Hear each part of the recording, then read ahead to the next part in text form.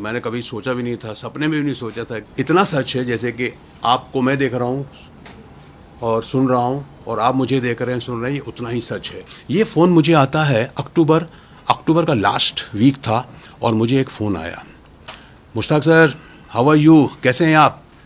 तो मैं अच्छा हूँ। कौन बोल रहा है? राहुल सैनी बोल रहा हूँ सर। पहचाना?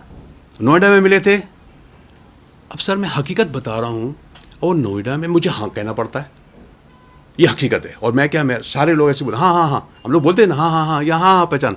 अब इसके अलावा आप क्या बोलेंगे? हाँ बोलिए बोलिए, क्या बात है? सर एक हमारा एक अवार्ड शो है, हमको अवार्ड देना है, लोगों को सम्मानित करना है, उन लोगों को जिन्होंने अपने अपने फील्ड में ऐसा ऐसा काम है। उसमें डॉक्टर्स भी हैं, उसमें आर्मी पर्सनस भी हैं, कुछ खिलाड़ी भी हैं, तो ऐसे ऐसे ऐसे हैं जो अब बुज़ुर्ग हो गए हैं, तो हम उनको सम्मानित करना चाहते हैं।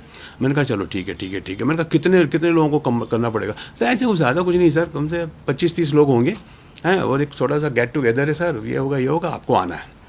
मैंने कहा यार देखो ये बताओ तुम्हारा बजट क्या है? तो उसने बोला कि सर हमारा बजट 50,000 का है।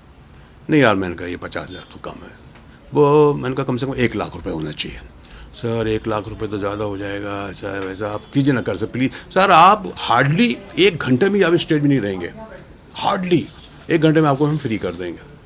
अरे यार मैंने कहा चलो ठीक है। मैंने कहा नहीं यार लेकिन सर, अच्छा मैंने कहा 75,000 कर दें। चल मैं करता हूँ, लेकिन 50 तो 100%। तो उसने सर ये बात हुई मेरी, और नेक्स्ट डे, हाँ नहीं नेक्स्ट डे नहीं, उसने 4 नवंबर को 25,000 रुपये अकाउंट में डाल दिए। 25,000 रुपये अकाउंट में डाल दिए, और 8 तारीख को मेरी टिकट हो गई बॉम्बे से दिल्ली 15:45, मतलब 3:45 बजे की एयर इंडिया की फ़्लाइट भी उसने कर दिया। और उसके बाद उसने जब ये करने के बाद उसने बोला सर आपके पैसे भी आ गए? मैंने कहा हाँ आए तुम्हारे 25,000 रुपये। और बोले आपने टिकट भी मैंने कर दिया। हाँ ठीक है। उसके बाद रिटर्न टिकट भी किया सर उसने नेक्स्ट डे की, मतलब 21 तारीख की 1 बजे की टिकट भी, रिटर्न टिकट भी कर दिया उसने। मैंने कहा ओके ठीक है ओके। फिर सर हम भूल गए, अब चलो ठीक है चलते रहेगा। And that day the election था उस दिन 20 तारीख को।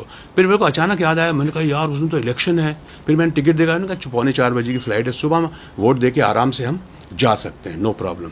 फिर उस दिन हमने, और उसके बाद फिर उसका फ़ोन भी आया, सर याद है ना कल आपको आना है? मैंने कहा हाँ हाँ हाँ यार। मैंने कहा यार इलेक्शन भी है यहाँ पर। बोले सर आपकी टिकट ही 3:45 बजे की, वो टेंशन नहीं है। मैंने कहा चलो ठीक है नो प्रॉब्लम। अब उसके बाद सर हमने तैयारी की सुबह उठ करके, और अपना वोट डालने गए वाइफ के साथ, वोट डाल के आए, और कुछ 2:20 से 25 मिनट में मैं एयरपोर्ट पहुंच गया। वहाँ जाके पता चला कि फ़्लाइट 1 घंटा लेट है। 1 घंटा लेट है मतलब कुछ 4:45-5 बजे का टाइम बता रहा था कि अब फ़्लाइट आपकी 1-1.25 घंटा लेट हो गई। मैंने उसको फ़ोन किया, मैंने उसको फ़ोन करके बोला, मैंने कहा यार राहुल सैनी नाम बताया था उसने। मैंने कहा राहुल यार ये फ़्लाइट लेट हो गई है, और पता नहीं यार ये कब पहुँचेगी वहाँ, 7-7:30 बज जाएगा, फिर वहाँ से मेरठ जाना है। सर कोई प्रॉब्लम सही, 1.5 से 2 घंटा लगेगा सर आपको। अरे मैंने कहा नहीं यार, मैं दिल्ली इतने बार आया हूँ, दिल्ली से निकलने में 1-2 घंटा लग जाता है यार, और फिर वहाँ से मेरठ जाना। मैंने कहा 3-3.5 घंटे से कम नहीं लगेगा, और फिर वहाँ पहुँचूंगा कब मैं यार, 7-10 10:30 बज जाएगा शो। तो मेरा ये कहने का था यार, वो ये कह दे मुझे कि सर ठीक है फिर बाद में देखते हैं कुछ, लेकिन वो ये कह रहा था कि नहीं सर आप टेंशन मत लीजिए, आपको तो आपका मैं लास्ट में एंट्री रखूँगा, है ना, आप 11 बजे तक भी आएंगे मेरे पास तो नो प्रॉब्लम, क्योंकि मैं आपको, और ज़्यादा नहीं सर, मैं तो आपको, मैं कहता हूँ 20-25 मिनट में आपको कुछ लोगों को अवार्ड देने के बाद मैं आपको छोड़ दूंगा। मुझसे एक गलती हो गई कि यार मैंने ये नहीं पूछा कि तू होटल कौन सा किया तूने। अक्सर क्या होता है सर, हम लोग पूछते नहीं है, चलो ठीक है यार, अच्छा ये होटल देंगे, प्रोग्राम में चले जाएंगे। इस तरह से मेरी फ़्लाइट लैंड हुई वहाँ पर कुछ 7 बजे लैंड हुई। उसके पहले ही उसने मुझे एक नंबर दे दिया था, उसका नाम था मनोज सिंह। उसका नंबर दिया था, सर ये ड्राइवर है जो आपको पिक करेगा, इसका नंबर ये है, जैसे ही आपको लैंड होंगे तो वो आप उसको फ़ोन कर लीजिए, या ये वो आपको फ़ोन कर लेगा। जब आप जैसे ही आप लैंड होते हैं वैसे ही आप मुझे उसको फ़ोन कर लीजिए। सर मैं वहाँ पहुँचा कुछ 7 बज गया था, निकलते 7:15 बज गया, 7:30 बज गया था। फिर मैंने उसको कहा कि मैं आ गया हूँ। फिर उसका भी देखा, मैं बात करते करते मैं बाहर से गेट से निकल रहा हूँ, और उसने हाथ हिलाया कि सर मैं यहाँ पर हूँ। बोले ये गाड़ी जो है ना, ये आपको जैन सिकंजी स्टॉल तक लेके जाएगी। उस मतलब वहाँ है क्या शो? मैं नहीं बोले वहाँ तक लेके जाएगी, वहाँ से आपको दूसरी गाड़ी पिक करेगी। तो मैंने, अच्छा वहाँ भी मेरे को कुछ शक नहीं हुआ सर, फ्रैंकली स्पीकिंग, होता है कई बार। मैंने कहा क्यों यार ये गाड़ी क्यों नहीं? बोले सर वो गाड़ी वहीं तक हमको मिली है, मैं अपनी गाड़ी भेजने वाला था लेकिन मेरी गाड़ी ख़राब थी, तो वो मैं भेज नहीं पाया, लेकिन अब मेरी गाड़ी ठीक हो गई है। तो ये गाड़ी मेरे को वहीं तक मिली। उसने कहा सर मैं इसके आगे नहीं जा पाऊंगा, तो वहीं तक हमने इसको हायर की है। वहाँ से दूसरी गाड़ी आएगी, ऑलरेडी आपके पहुँचने के पहले वो गाड़ी तैयार रहेगी, वो आपको पिक करेगी और मेरा बंदा जो है ना वो आपको ड्राइवर लेकर के आ जाएगा। और सर गाड़ी रुकी, और गाड़ी रुकी, जैसी गाड़ी रुकी था एक राइट से लेफ्ट से दो आदमी ठाक से आए और ये गन। I was shocked. क्या भाई, क्या हुआ, क्या हुआ? चुप, आवाज नहीं निकालना नहीं तो चल जाएगी।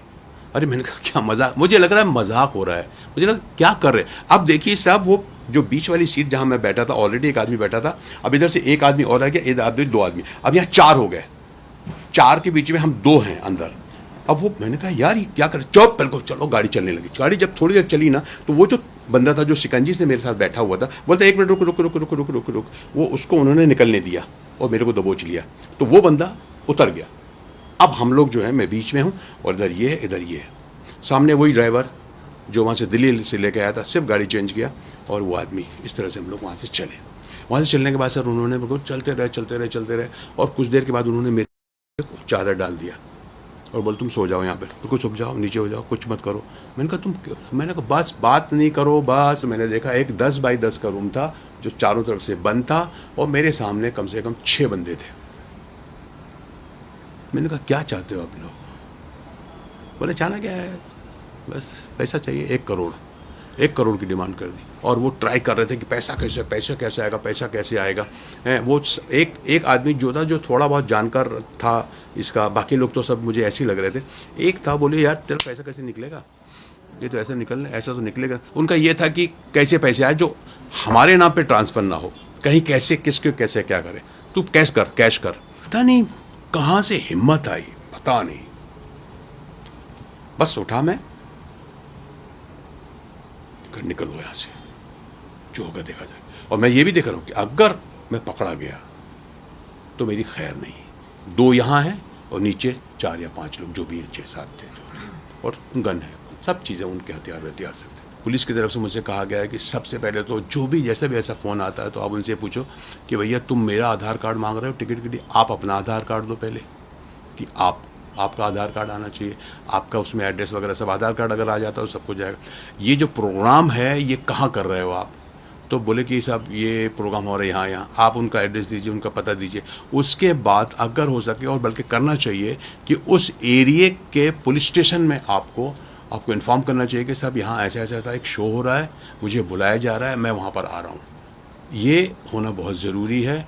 और अगर हो सके और पॉसिबल हो सके तो अगर आप इस तरह के प्रोग्राम में जा रहे हो मेरे साथियों, तो ये कोशिश करो कि आप जब एयरपोर्ट में जाते हो तो आप उनकी गाड़ी में मत जाइए। उनको ये बोलो कि भैया मेरा वहाँ पे दोस्त है, या मैं ओला करके आ जाऊँगा या कुछ भी करके आ जाऊँगा, जो भी उसका पेमेंट होगा, जो भी उसका बिल बनेगा, मीटर होगा, वो आप दे देना। और मुझे होटल का बता दीजिए, और होटल का पता लीजिए, क्योंकि आपको डेफिनेटली होटल देते हैं, हर कोई देता है होटल का मुझे पता बताइए। होटल में हो सके तो उसका नंबर भी मिल जाएगा आपको। उस होटल के वाले को फ़ोन कीजिए, क्या मेरे नाम का इस तरह का रूम कुछ बुक है या नहीं है। और जैसा कि मैंने कहा कि आप एयरपोर्ट से उतरने के बाद आप अपने ही कैब पे जाइए वहाँ पर अगर हो सके तो, और कोशिश कीजिए कि सबसे पहले